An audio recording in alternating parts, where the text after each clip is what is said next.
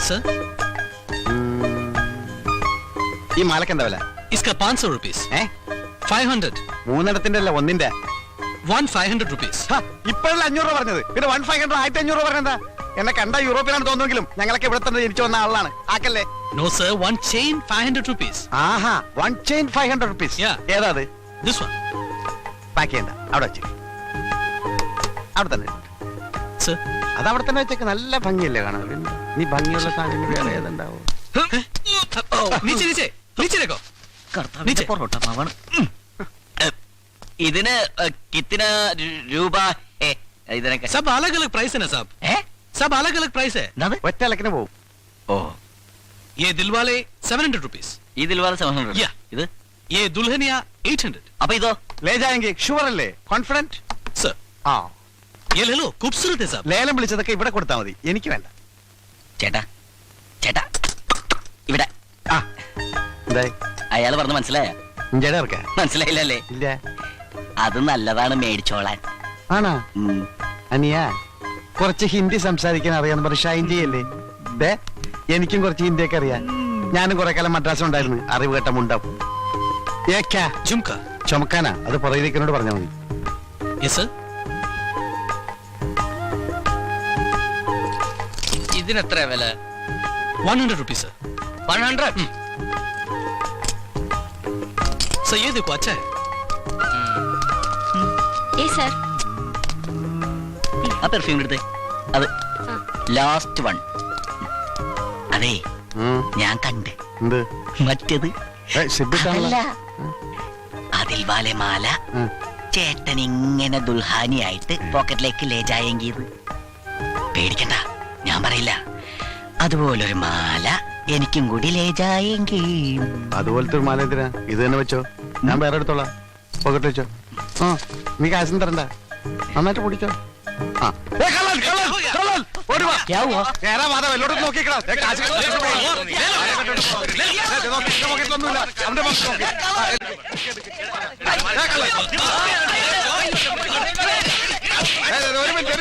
ഒരു മിനിറ്റ് നിർത്തി.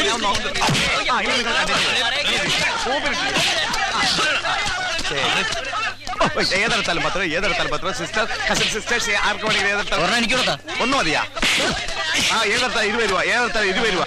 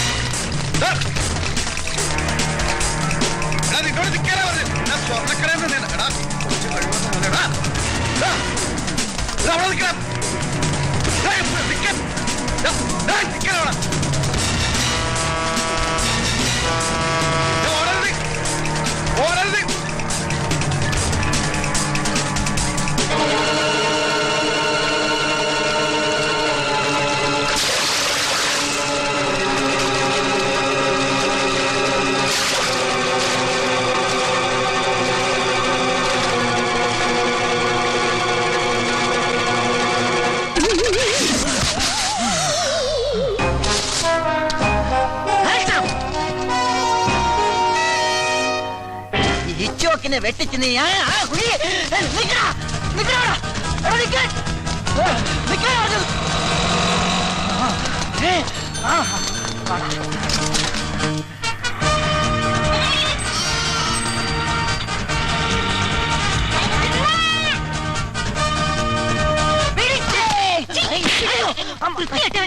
മാറിപ്പോയി.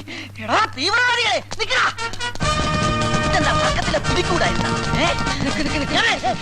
എത്ര നേരമായി നമ്മൾ ഓട്ടം തുടങ്ങിയിട്ട്? അല്പം റെസ്റ്റ് എടുത്തിട്ട് ഓടിയാ പോരെ? ശരിയാ, എത്ര നേരം നമ്മൾ ഓട്ടം തുടങ്ങിയിട്ട്? അല്പം റെസ്റ്റ് ചെയ്തിട്ട് ഓടാല്ലേ?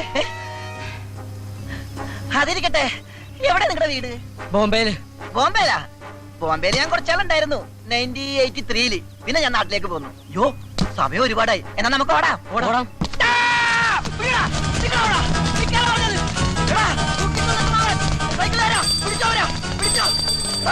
എന്നിട്ട് ഓടിക്കരുത്. ഒരു വണ്ടി ഒന്നുമില്ലേ?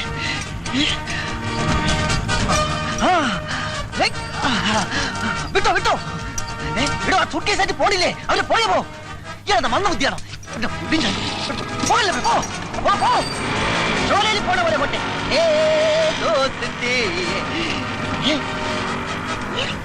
ഇത് പോയില്ലേ എടോ ഓ.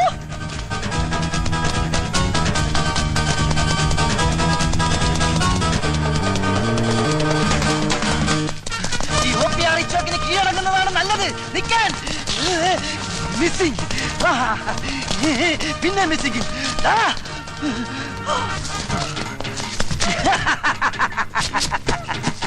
ഓഹോ കയറ് കാറ്റി പേടിപ്പിക്കുന്നോ? എടാ ഈ ഡിറ്റക്റ്റീവിന് കയറൊരു പ്രശ്നമല്ലടാ. നീ കണ്ടോ എന്റെ അമ്മ തെങ്ങ് കെട്ടല്ലേ? അയ്യോ കെട്ടല്ലേ? എടാ എടാ ശ്വാസം വിട്ടത് ആട്ടച്ചാക്കി ചത്തുകൊള്ളു. വലിയ കെട്ടല്ലേ? എടാ വിടാ. എടാ കെട്ടഴിച്ചിട്ട് പോടാ. അയ്യോ എടാ കെട്ടല്ലേ? നോക്കള്ളപ്പോഴാണോ കയറ്?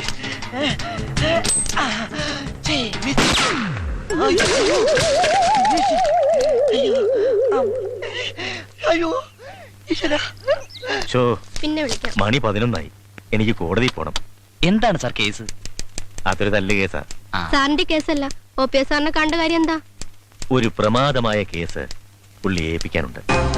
ആന്ത്രാക്സോ അത് കൊടുത്തുകൂടെ ഞാൻ വിളിച്ചോണ്ടിരിക്കാം.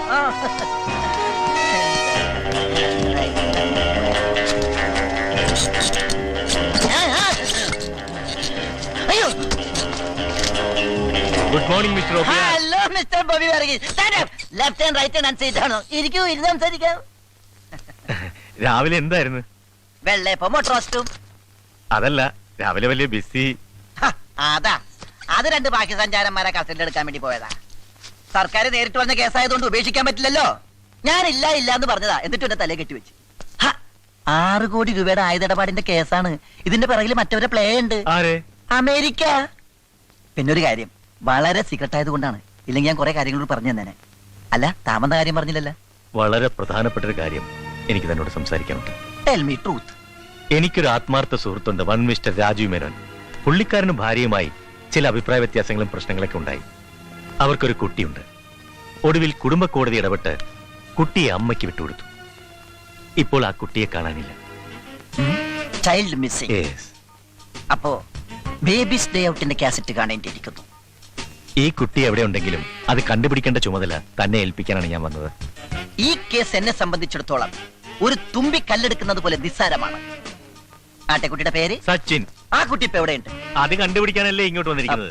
ദാ, 50,000 രൂപ അഡ്വാൻസ്. ആ കുട്ടി ലോകത്ത് എവിടെ ജീവിച്ചിരിപ്പുണ്ടെങ്കിലും ഈ OPR കണ്ടുപിടിച്ചിരിക്കും. ധൈര്യമായിട്ട് പൊക്കോ പൊക്കോ.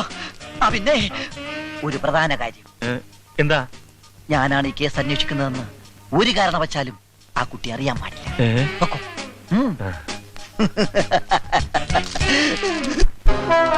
അപ്പോ നീ പറഞ്ഞാലും നിന്റെ മോൾ അനുസരിക്കില്ലെന്നാണോ? ഞാൻ ആവുന്നതും പറഞ്ഞു നോക്കി അച്ഛ. മോളെ, ഇങ്ങനെ കുടുംബത്തിൽ അപമാനം ഉണ്ടാക്കുന്നതിലും നല്ലത് വല്ല ട്രെയിനിലും തലവെച്ച് ചാകുന്നതാ. അയ്യോ അച്ഛ. ഹലോ, എന്റെ ഓഫീസല്ലേ? ആ കുട്ടിയുടെ അമ്മയും അപ്പൂപ്പനും ഈ വണ്ടിക്ക് തലവെക്കും. ഉടൻ തന്നെ റെയിൽവേ സ്റ്റേഷനിൽ പരിപാടിയുടെ ഈ ഭാഗം നിങ്ങൾക്കായി സ്പോൺസർ ചെയ്തിരിക്കുന്നത് വെട്ടുകത്തി ഫൈനാൻസിയേഴ്സ് ആൻഡ് റോയൽ പാറ്റാഗുളികാസ്. TV സീരിയലല്ല ഞാൻ.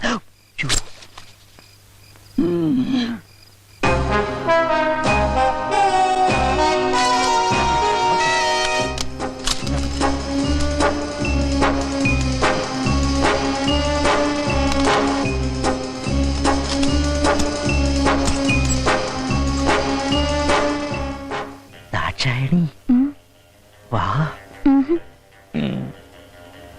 ഒയ്ക്കോ, ഞാൻ പിന്നെ വരാം. ഈ സ്റ്റെയർ കേസ് ഇവിടെ ഉണ്ടായത് നന്നായി. ഇല്ലെങ്കിൽ കയറ് കെട്ടി ഇറങ്ങേണ്ടി വന്നേനെ.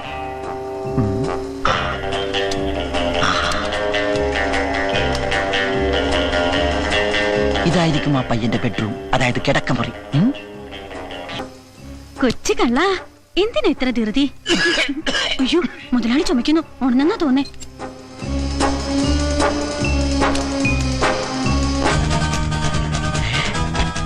ഇത് തന്നെ അവന്റെ മുറി.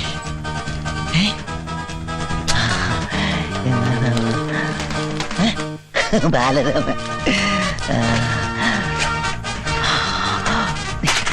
ഇൻസുറൻസ് ബോക്സാ.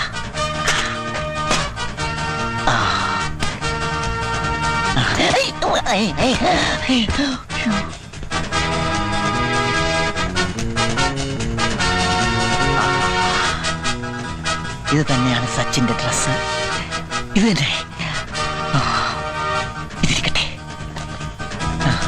അവന്റെ ഒരു വിരലടയാളം കൂടി കിട്ടിയിരുന്നെങ്കിൽ. ദാക്ഷായണി ഡീ ഇങ്ങ് വാ. നീ ഇതെവിടെ ആയിരുന്നു? ഞാൻ മുതലാളിയുടെ ചുമ കേട്ടിട്ട് ഇപ്പോഴല്ലേ ചേട്ടന്റെ അടുത്തുനിന്ന് പോയത്. അതിന് ഞാൻ ഇപ്പോഴല്ലേ ഇവിടെ വന്നത്. ഓ നീ എന്താ ഇങ്ങനെ അല്ലെങ്കിൽ ഈ ആണുങ്ങളൊക്കെ ഇങ്ങനെയാ.